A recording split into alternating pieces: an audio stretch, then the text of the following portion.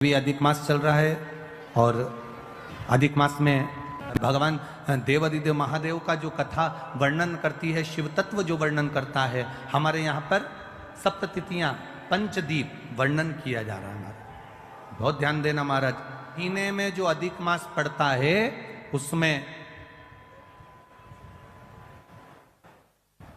7 जगह अर्थात 7 तिथियां ऐसी हैं जिस दिन 5 दीप का वर्णन किया गया है हमारे शास्त्रों में। अब बहुत सावधानी से सुनिएगा। पहली है पंचमी तिथि। अधिक मास पंचमी, अष्टमी, एकादशी, प्रदोष, शिवरात्रि, अमावस्या, पूर्णिमा, ये 7 तिथियां हमारे यहाँ अधिक मास का जो संजोग होता है, इसमें ये 7 तिथियां, फिर से बोलो, पंचमी, अष्टमी, एकादशी, प्रदोष, शिवरात्रि, अमावस्या, पूर्णिमा, ये वो तिथियां हैं 7 जिन तिथियों में अगर हम 5 दीप घृत के घी के 5 दिए अगर अपने दरवाजे के बाहर केवल भगवान की भक्ति के लिए, शिव तत्व की प्राप्ति के लिए, वैसे तो दीप लगाना चाहिए, तुलसी के क्यारे के पास लगा दो, मंदिर में लगा दो, या शिवालय पर लगा दो, या देवालय पर लगा दो। और इस कीचड़ पानी में अगर कहीं ना जा पाओ, अगर पानी वानी बरस रहा है, जगह जगह बहुत पानी है, भले इधर क्षेत्र में इतना ना दिख रहा हो पर अन्य क्षेत्रों में बहुत पानी है, तो कोई ना जा पाए तो भगवान का स्मरण कर कर उन दीप को भगवान के सामने प्रज्वलित कर कर 5 दिए इन तिथियों में, पंचमी, अष्टमी, एकादशी, प्रदोष, शिवरात्रि, अमावस्या और पूर्णिमा में अधिक मास पड़ता है, उसमें ये 7 तिथियों पर जो 5 दीप भगवान के सामने प्रज्वलित कर कर अपने दरवाजे के पास में बाहर की ओर रख देता है, उसके घर में कभी रोग, बीमारी और लक्ष्मी की कोई कमती नहीं होती, उसका जीवन सार्थक हो जाता है। ज्यादा तकलीफ है, बहुत कष्ट है, बहुत तकलीफें आ ही रही हैं, जा ही नहीं रही, तो प्रयास करो ना, एक दीप बेलपत्री के पेड़ के नीचे लगाना और एक दीप पीपल के पेड़ के नीचे लगाना और एक दीप आंवले के वृक्ष के नीचे लगाना। ये 3 जगह पर दिए लगाना प्रारंभ कर दीजिए।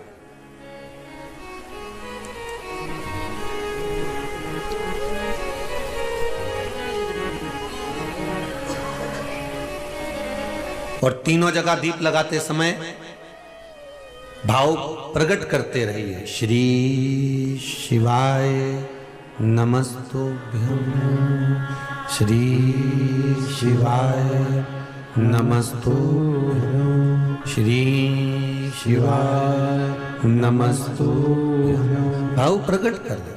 वहां जब दीप लगाओ तो अपने मन की कामना कर कर बेलपत्री के वृक्ष के, और शुरुआत कहां से करना है? बेलपत्री के वृक्ष से शुरुआत करना।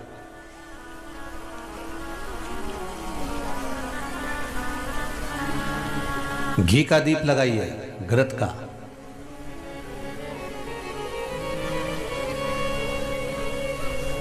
और घी का दीप लगाकर बेलपत्री के वृक्ष की छांव में बैठकर, बेलपत्री के वृक्ष की छाया। अच्छा, कई लोग को उपाय जब बताया जाता है तो इतने समझदार लोग हैं कि जो गमले में बेलपत्री का पेड़ है ना, उसमें उपाय करते हैं।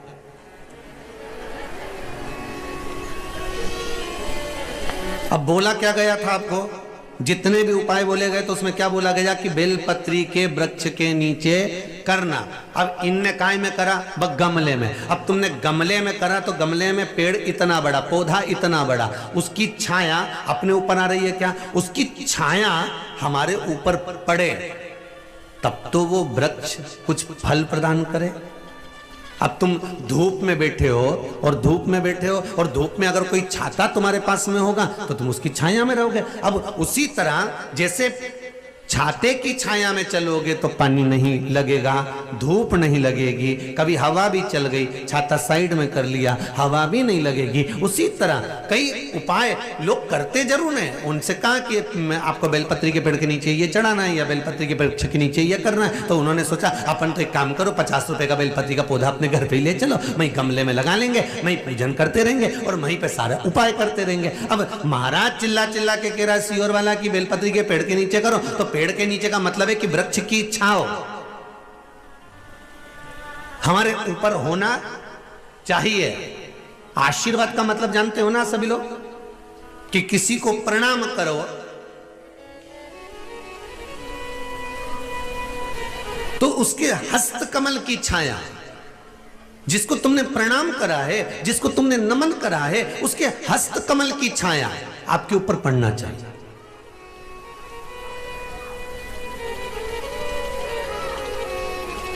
हस्त कमल की छाया पड़ना या दृष्टि पड़ना, इन दोनों में ज्योतिषाचार्यों से किसी से पूछा जाए, हम ज्योतिषाचार्य नहीं है, पर किसी ज्योतिषाचार्य से जाकर पूछा जाए कि जब कोई प्रणाम करता है, जब कोई नमन करता है, तो हाथ की छाया या हस्त कमल या दृष्टि क्यों डाली जाती है, उसका कारण क्या है? तो वो कहेंगे इन उंगलियों में शंख और चक्र हैं।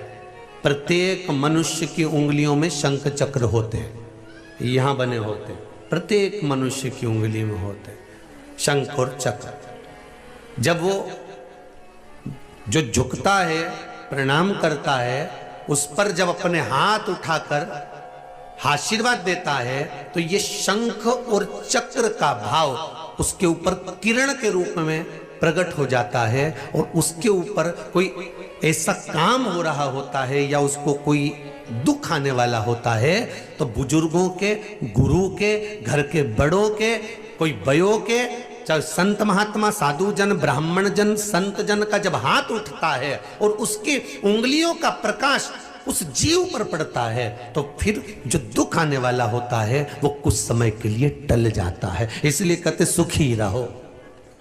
कोई माता पिता अगर आशीर्वाद देंगे तो आशीर्वाद हाथ उठा कर कहेंगे बेटा खुश रहो, बेटा आनंद में रहो, सुखी रहो। गुरुजी के पास जाओगे तो गुरुजी एक धप्प मार कर कहेंगे जा जा चल जा, आनंद से रहे, आशीर्वाद दे दिया। तो ये जो आशीर्वाद है, ये उंगलियों से निकलने वाला जो शंख और चक्र प्रत्येक मनुष्य की उंगली में होता है, भगवान ने दिया इसलिए है कि आप उससे किसी ना किसी को वर प्रदान करते रहे, आप किसी का कल्याण करते रहे।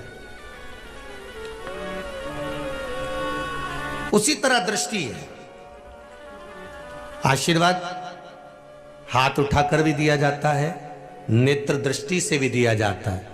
दृष्टि से कोई भजन करने वाला, पूजन करने वाला, अर्चना करने वाला, सेवा करने वाला, भगवत स्मरण करने वाला, कोई संत, कोई साधु, कोई सन्यासी, कोई ब्राह्मण, कोई भगवान की भक्ति में डूबने वाला, कोई भजन करने वाला, कोई जीव है भगवान की भक्ति में, कोई गुरुजी लगे हुए हैं, भजन में कोई गुरुजी लगे हैं। उनसे हमें ये नहीं कहना है कि आप आशीर्वाद दो साहब, हमें तो केवल उनके सामने जाकर खड़े हो जाना है और उनकी दृष्टि हम पर पड़ गई और इतने में हमारा कल्याण हो गया। मात्र दृष्टि से भी वर की प्राप्ति होना।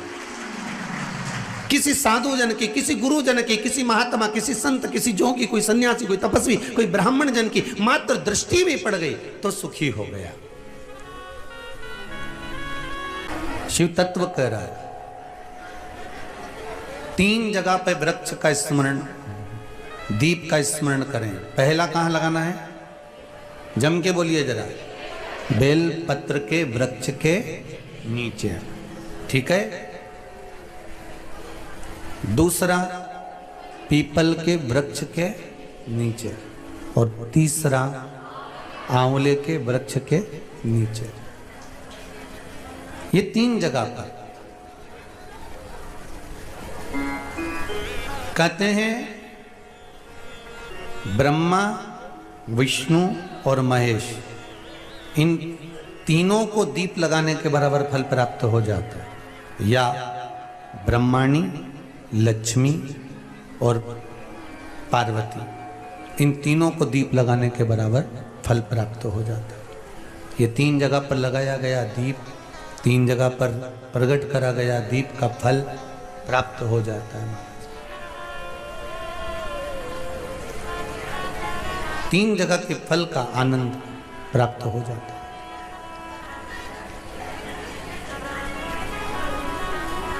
शिव महापुराण की कथा कर रही है, भगवान शंकर का पावन चरित्र वर्णन कर रहा है। दीप लगाते समय एक बात का स्मरण आपके जीवन में रहे, जब भगवान को दीप प्रकट करें, प्रज्वलित करें, तो प्रयासरत रहें, प्रयास करें कि आप जब दीप प्रज्वलित करें तो ये मन की कामना कर कर करें कि हम भगवान को प्रसन्न करने के लिए दीप लगा रहे हैं। हम संसार की प्रसन्नता के लिए दीप नहीं लगा रहे हैं, हम भगवान की प्रसन्नता के लिए दीप लगा रहे हैं। हम भगवान को प्रसन्न करने के लिए दीप लगा रहे हैं, हम भगवान के आनंद के लिए दीप लगा रहे हैं। महाराज,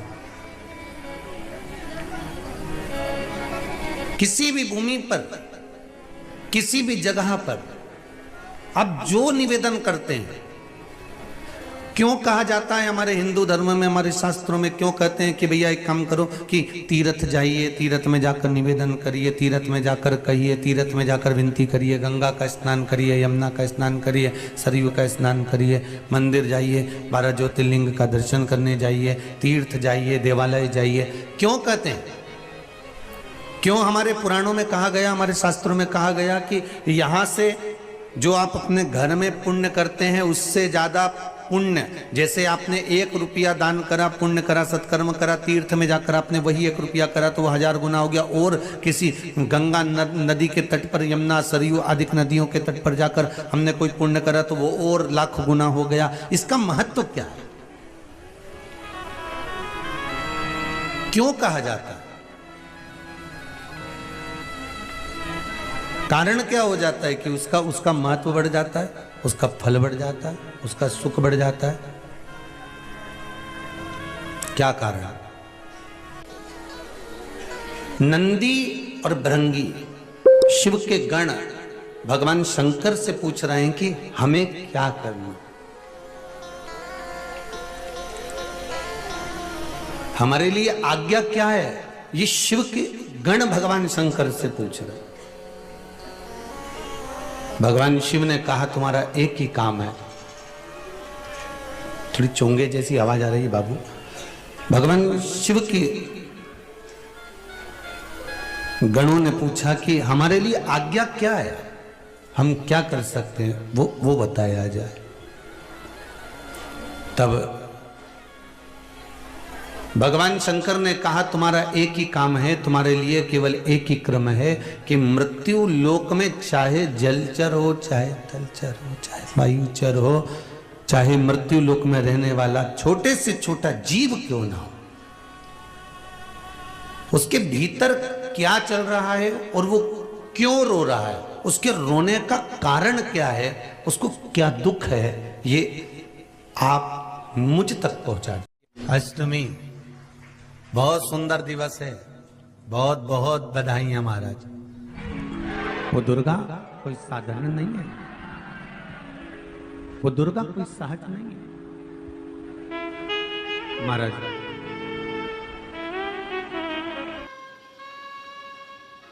कितना सुंदर कहा है। शिव महापुराण की कथा वर्णन करती है, यदि किसी भी अष्टमी तिथि को 12 महीने में शुक्ल पक्ष कृष्ण पक्ष की अष्टमी तिथि पड़ती है, यदि किसी भी अष्टमी तिथि को अगर किसी ने नियम बनाया 5 अष्टमी का, 8 अष्टमी का, 7 अष्टमी का, एक कनेर का पुष्प शिवजी के शिवलिंग को समर्पित करना, अशोक सुंदरी के स्पर्श करना, और जो जलाधारी होती है, जैसे ये शिवलिंग है, ये जलाधारी है, तो पहले शिवलिंग पर स्पर्श, फिर अशोक सुंदरी का स्पर्श, फिर जलाधारी पर कनेर का पुष्प शिव जी की ओर मुख कर कर, अर्थात जैसे मानो ये कनेर का पुष्प है तो ऐसा शिवलिंग का स्पर्श करते हुए जलाधारी पर जो समर्पित करता है, भगवान शंकर उसके मन की कामना को पूर्ण जरूर करते हैं। एक कनेर का पुष्प मां श्रृंगार कर रही है कनेर के पुष्प से, माता सती श्रृंगार कर रही है। पहले जटा का श्रृंगार किया, बड़ा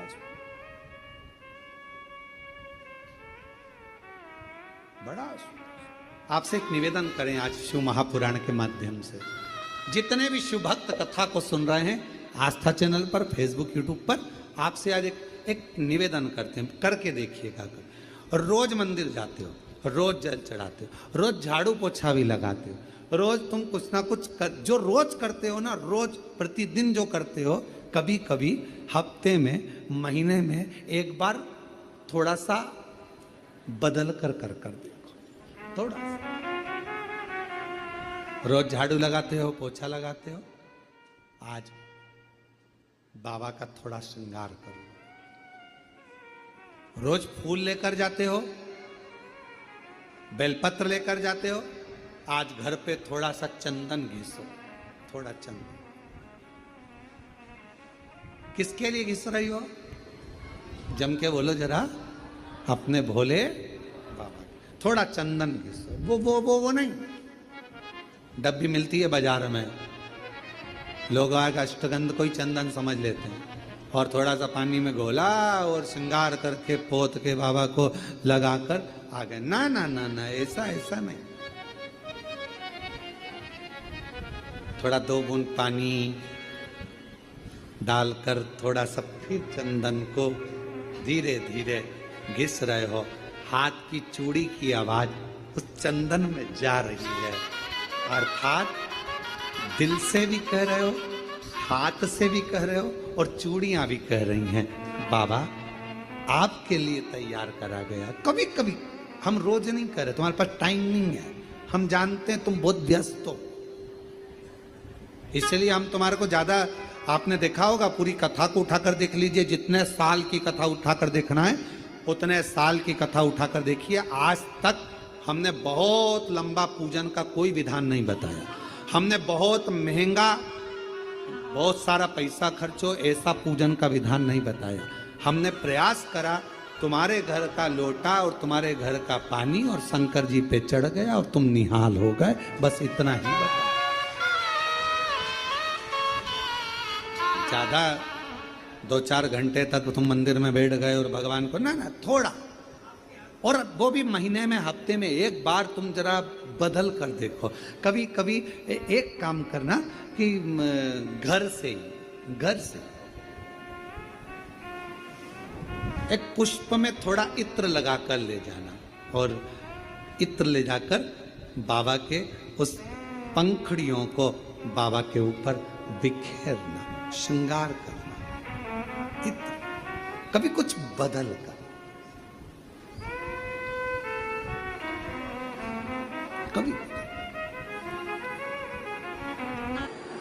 आप समझ लें कि जैसे अष्टमी तिथि या नवमी तिथि किसी भी महीने की, चाहे शुक्ल पक्ष की हो चाहे कृष्ण पक्ष की, अष्टमी और नवमी तिथि, ये 2 तिथियां ऐसी हैं, मान लो तुम्हारा पैसा तुमने किसी को दिया, 5 लाख, 4 लाख, 3 लाख, 10 लाख, 8 लाख, 2 लाख, 50,000, 25,000, 20,000, 40,000, और वो पैसा नहीं दे रहा, आप हार गए कह कर, फोन लगा कर, भैया दे दे रहे, परेशानी है, दे दे रहे भैया, हम तो परेशान हो गए, और हार गए, नहीं मिल रहा, बहुत परेशान। तो महाराज किसी भी अष्टमी या नवमी तिथि के दिन आप माँ जगतजननी जगदम्बा का शिव के साथ में, शिव शक्ति का स्मरण कर कर, देवी के नाम की 9 आहुतियां, सूखे बीले की, मतलब बीला जो सूख चुका है, फल जो सूख चुका है, उसकी 9 आहुतियां अग्नि में शंकर और सती के नाम से, शंकर और शिव के नाम से समर्पित करें, और आखिरी आहुति जो समर्पित करें उसमें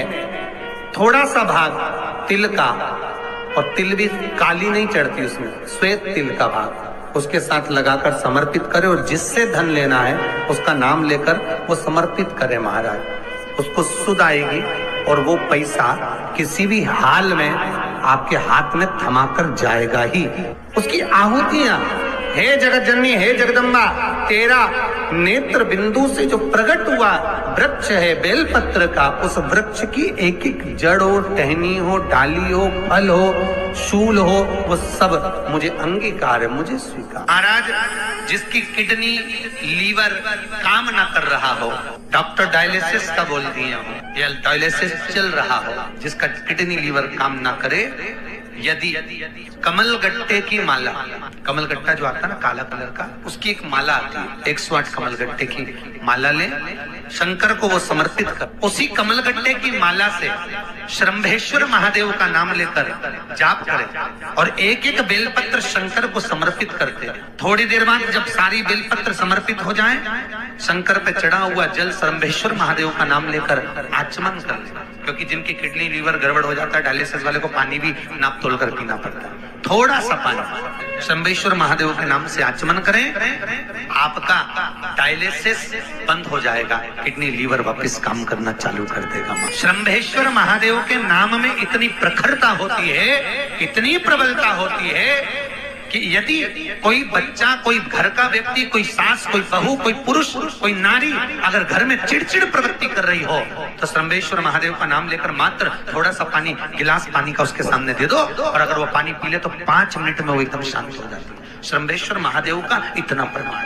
भगवान शंकर का एक अवतार श्रंभेश्वर के रूप में, क्रोध को समाप्त करना, क्रोध को शांत करना। श्रंभेश्वर महादेव, अगर कोई लड़का, कोई लड़की अन्य जगह पर मित्रों के साथ में गलत जगह पर लगे हुए हैं और उनकी संगत नहीं छूट रही है, 5 लौंग 5 काली मिर्च।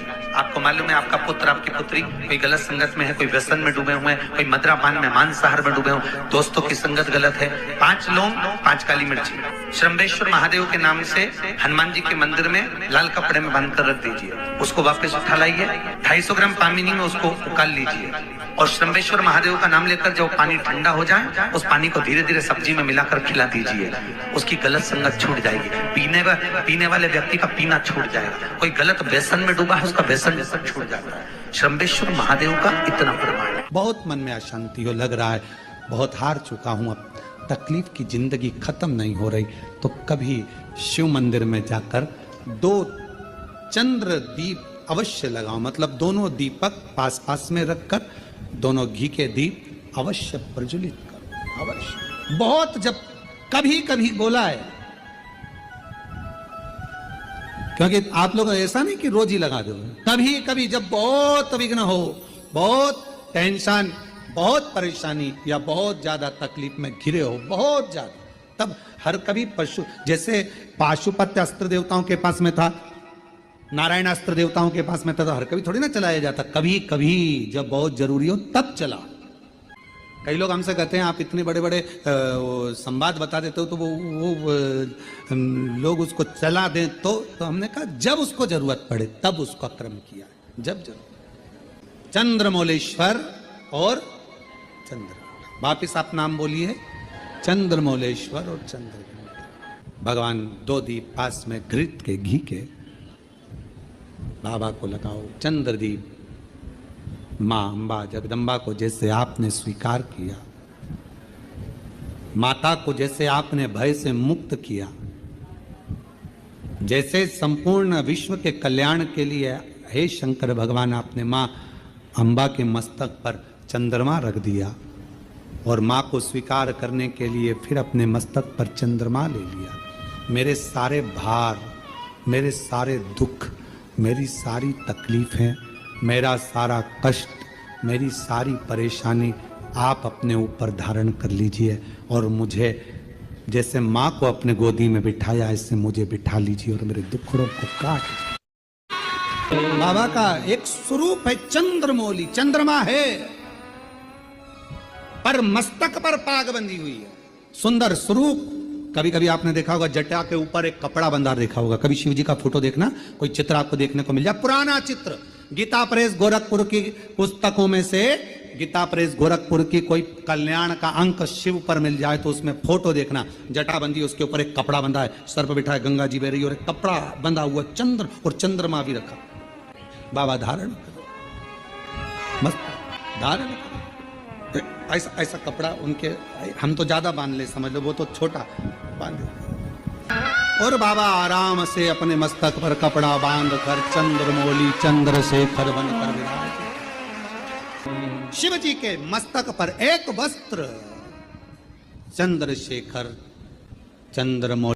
कोई व्यक्ति का मन विद्या अध्ययन में नहीं लगता हो या उसकी याददाश्त कमजोर हो गई हो, उसको लाल पुष्प, दाल चावल का दाना, बेलपत्र माँ चंद्र घंटा के नाम से देवी के मंदिर में समर्पित करें। या भगवान शंकर का जो शिवलिंग है, जो जलाधारी है, इस जलाधारी में इस स्थान पर पानी अगर यहाँ बह रहा है तो इस स्थान पर वो लाल पुष्प, वो बेलपत्र, वो लाल चावल का दाना अवश्य समर्पित करना। और शिव जी को 1 लोटा जल या माँ आद्य शक्ति जगत जननी शीतला माता को चंद्र घंटा के नाम से जल समर्पित करें। उस जल का प्रोक्षण अपने ऊपर करें। भगवान शंकर को अगर जल चढ़ाया है चंद्र घंटा माता के नाम से तो उसका आचमन करें। बच्चे का विवेक बुद्धि प्रबल होगी। कोई व्यक्ति का और जब जब कहीं ना कहीं किसी भी रूप में संसार सागर में कोई भी उपद्रव होता है, पाप कर्म जब बढ़ता चले जाता है, तब मां आद्य शक्ति दुर्गा भवानी शिव जी की आज्ञा लेकर इस संसार में शक्ति के रूप में प्रकट होती है। अब कई लोग कहते हैं गुरु जी क्या वो शक्ति देवी का स्वरूप में प्रकट होगी? शक्ति क्या?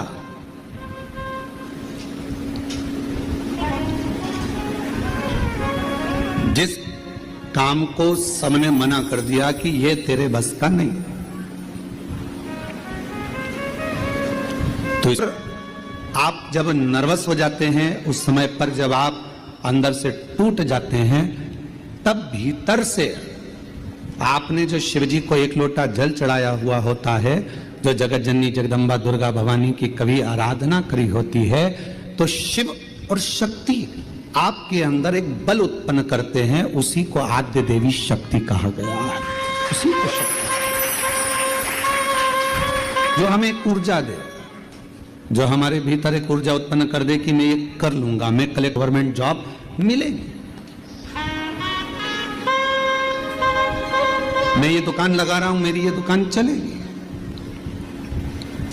आपके भीतर जब एक ऊर्जा अपने आप प्रकट होने लगे, आपके भीतर जब एक ऊर्जा अपने आप प्रकट हो और आपके भीतर एक बल, आपके भीतर एक ऊर्जा आने लगे, तो समझ लेना कि तुम्हारे भीतर शिव शक्ति मां दुर्गा भवानी का प्रकट हो गया है और शक्ति अपने आप की। अष्टमी के दिन भगवान शंकर को बेलपत्र समर्पित जरूर करना चाहिए, वो भी शाम के समय पर। प्रयास करा करो, अगर घर में संपदा लक्ष्मी नहीं आ रही हो, व्यापार व्यवसाय नहीं चल रहा हो, नौकरी सर्विस नहीं मिल रही हो, बहुत तकलीफ हो, 7 बेलपत्री केसर को घिसकर चंदन बनाकर बेलपत्री पर बीच वाली पत्ती पर ओम लिखना है। दोनों पत्तियों पर भी एक आद्यशक्ति जगदम्बा के नाम की केसर की बिंदी लगाना है, दूसरे में श्री गणेश रिद्धि सिद्धि के नाम की बिंदी लगाना है। शिव जी पर समर्पित करते जाना, शंकर को चढ़ाते जाओ। वो दुर्गा कोई साधारण नहीं है, वो दुर्गा कोई सहज नहीं है। सुबह करी गई प्रार्थना और शाम को करी गई आराधना व्यक्ति की कभी खाली नहीं जाती है, वो झोली भर कर ही रहती है। सुबह के समय पर उठकर भगवान के सामने खड़े होकर 2 क्षण, 2 मिनट, 1 मिनट, जितना समय मिले। हम ये नहीं कहेंगे कि 24 घंटे भगवान के मंदिर में बैठो, हम आपसे ये भी नहीं कहेंगे कि आप बाबा बन जाओ, हम आपसे ये भी नहीं कहेंगे कि सन्यासी बन जाओ, हम आपसे ये भी नहीं कहेंगे कि संत बन जाओ। आप ना संत बनो, ना सन्यासी बनो, ना बाबा बनो, ना योगी बनो, ना तपस्वी बनो, ना साधक बनो। आप तो 2 क्षण के लिए जैसे घर में रहते हो वैसे ही रहो, परिवार में रहो, कुटुंब में रहो, बच्चों के साथ, पत्नी के साथ, माता पिता के साथ, बहन भाई के साथ, सबके साथ रहो। पर उसमें से 2 क्षण अपने घर में जो भी भगवान का मंदिर हो, अपने घर में जो भी शंकर का शिवलिंग हो, उसके सामने 2 क्षण खड़े होकर प्रार्थना जरूर करा करो। हे बाबा कृपा करना, तेरी दया से इस संसार सागर में हूँ बाबा, ना जाने मेरी कौन सी श्वास आखिरी हो, पर निवेदन है बाबा हर श्वास में तेरा नाम जपता रहूं, ऐसी कृपा बनाए रखना, बाबा से प्रार्थना करते। प्रातः के समय पर सुबह की करी हुई प्रार्थना और शाम की करी हुई आराधना कभी खाली नहीं जाती। शाम के समय पर अपने घर में भगवान को एक घी का दीप अवश्य लगाना चाहिए, अवश्य। एक बेटी का प्रश्न है, कोई बेटी ने प्रश्न करा, मेरा नाम प्रेरणा है, हम रायपुर भाटा गांव से आए हैं। प्रेरणा जी कहीं बैठी हैं? आप ही हैं? धन्यवाद आपके प्रश्न का, बहुत सुंदर आपने प्रश्न किया। आइए एक बेलपत्र लेकर जाइएगा। और नीचे आपने लिखा, आपकी बहन प्रेरणा, मैं बहुत बहुत साधुवाद करता हूं जी आपके प्रश्न के लिए। आपने प्रश्न किया, घर के मंदिर में देवी और देवता दोनों रहते हैं। हमारे घर के मंदिर में, प्रत्येक घर के मंदिर में देवी भी रहती है, देवता भी रहते हैं। हमें घर में नित्य प्रति कौन सी बाती का दिया लगाना चाहिए, लंबी या गोल? कृपया निवेदन है, इस प्रश्न का उत्तर जरूर। सबके घर में देवी भी होती है, देवता भी होता है। अब बत्ती कौन सी लगाना है? कौन सी बाती? एक होती है लंबी बाती। बोलो बोलो, सही है कि गलत है? प्रश्न अच्छा है ना? अरे जम के तो बोलो, सबके काम का है तो फिर वो जी के लिए जोरदार ताली बजाओ। सबके काम की चीज है ना, एक अच्छा प्रश्न मिला है।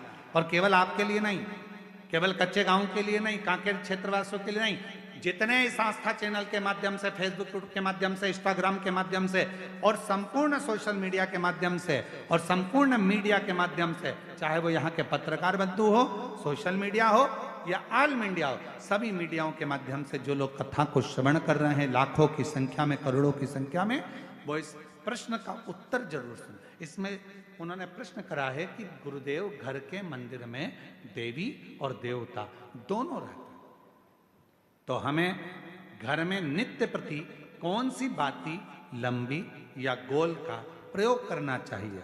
तो निवेदन है, जब नवरात्रे का समय आए और 9 दिन तक देवी माँ आपके घर में विराजमान हो, या दीपावली का पर्व हो जब महालक्ष्मी की पूजन कर रहे हो, तब लंबी बाती का प्रयोग करें। बाकी के समय में घर में हमेशा गोल बाती का प्रयोग चालू रखें। गोल बाती का प्रयोग, जो क्या, कौन सी आपके यहाँ गोल बोलते हैं, फूल बोलते हैं? गोल फूल बत्ती, फूल बत्ती का प्रयोग, फूल बत्ती। और कभी कभी यदि आप महालक्ष्मी का पूजन कर रहे हैं, माता लक्ष्मी का पूजन कर रहे हैं, माँ जगत जननी की आराधना कर रहे हैं, साधना कर रहे हैं, माँ आदि शक्ति को प्रसन्न करना चाहते हैं, माँ आदि भवानी को प्रसन्न करना चाहते हैं, और जिस दिन तुम्हारा मन कर जाए कि आज मेरी माता की कृपा मुझ पर होना है, माँ करुणा करे, माँ जगत जननी जगत धात्री माँ अम्बा कृपा करे, तो निवेदन है उस दिन 2 दीप लगाया करो, एक गोल बाती का, एक लंबी बाती का। ये 2 दीप जब हम शिव और शक्ति के लिए लगाते हैं तो हमारे मन की कामना पूर्ण जरूर होती है। प्रयास करा करो, कभी कभी कभी। और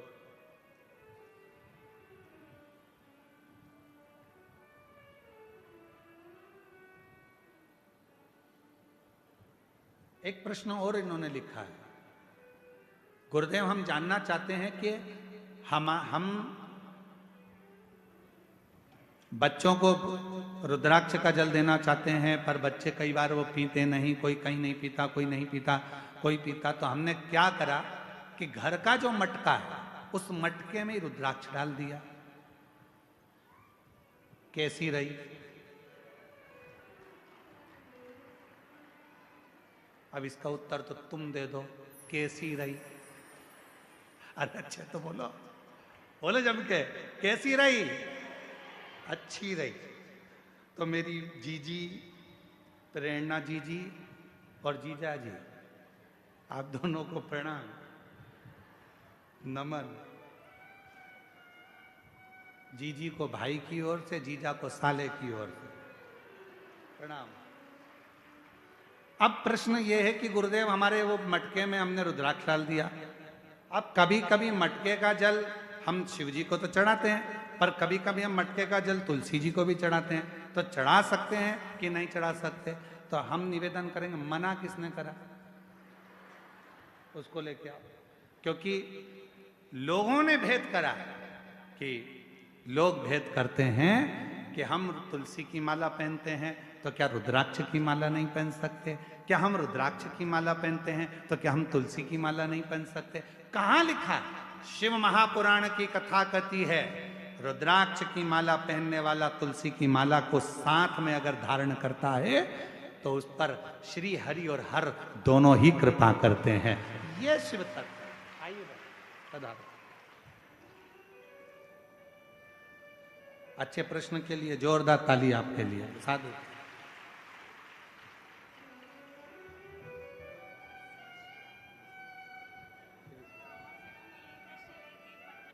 देना, तू मना नहीं, पर सत्कर्म कर, अच्छा दे।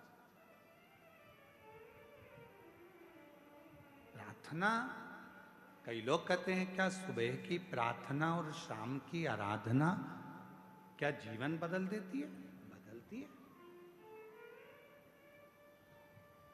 जरूर बदलती है।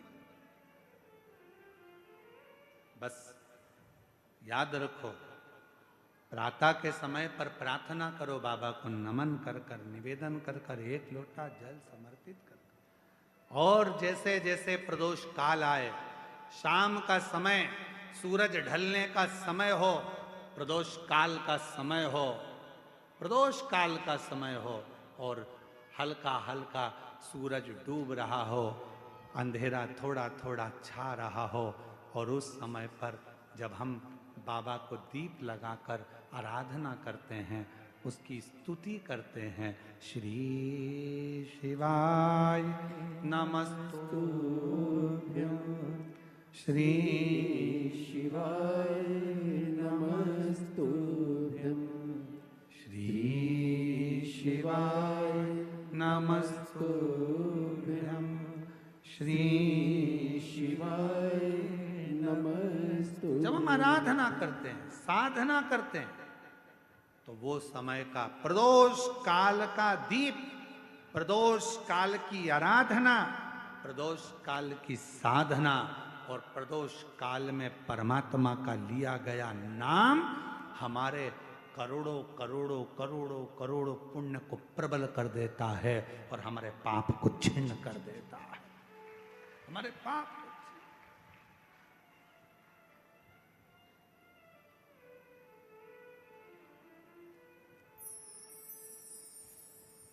मार्गशीर्ष मास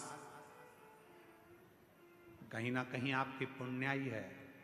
5 बजे धीरे धीरे धीरे धीरे धीरे धीरे 5 बजे के बाद थोड़ा थोड़ा अंधेरा होना प्रारंभ होता है, और दोनों का मिलन होता है। और उस समय पर आप शिव महापुराण में बैठकर जब बाबा से आराधना कर रहे होंगे, तो जरा विचार करिएगा कि इस मार्गशीर्ष मास में कितना कितना पुण्य तुम्हारी जिंदगी में प्राप्त हो रहा होगा। कितना, ये कथा 1 बजे से 4 बजे नहीं, 2 बजे से 5 बजे तक, उधर से थोड़ा थोड़ा सूर्य अपनी तपन कम कर रहा होगा, और इधर तुम्हारी आराधना चल रही होगी।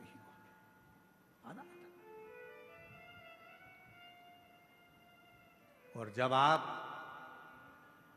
कथा पूरी श्रवण कर कर, आरती कर कर, भूमि को नमन कर कर, वहां की मिट्टी को अपने मस्तक पर लगाकर, हृदय को लगाकर जब बाबा से प्रार्थना कर कर जाओगे, नित्य है कि प्रदोष समय की ये आनंदमय पल आपकी जिंदगी को बदल कर रख देंगे और आपको संपदा